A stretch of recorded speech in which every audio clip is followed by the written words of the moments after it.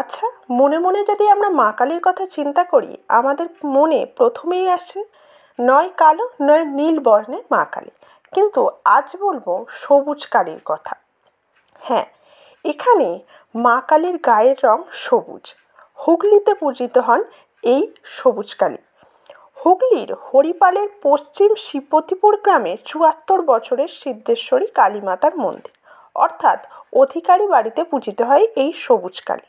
সেখানে শিবপতিপুর এই গ্রামের অধিকারী পরিবারে দীর্ঘদিন যাবৎ পূজিত হন এই সবুজ কালী।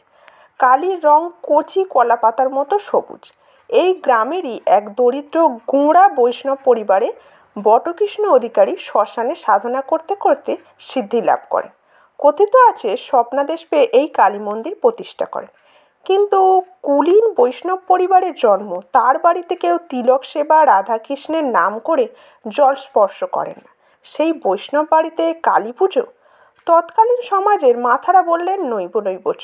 কিন্তু সমস্ত বাধা অতিক্রম করে তিনি বাড়িতে কালীর ঘট প্রতিষ্ঠা করলেন প্রথমে, এবং পরবর্তীকালে তিনি মূর্তি স্থাপনও করলেন।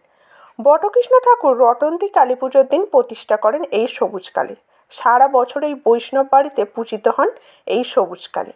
এছাড়া প্রতিমাকে বাঁশি বাজিয়ে শোনানো হয় নানান কৃষ্ণের গান, যেহেতু মা কৃষ্ণ ও কালীর রূপ। আর এখানে নেই কোনো বলির প্রথা। এই সবুজ কালীর পছন্দ ইলিশ মাছ আর জুঁই ফুল। এখানেই শেষ হলো আর সবুজ কালীর গল্প।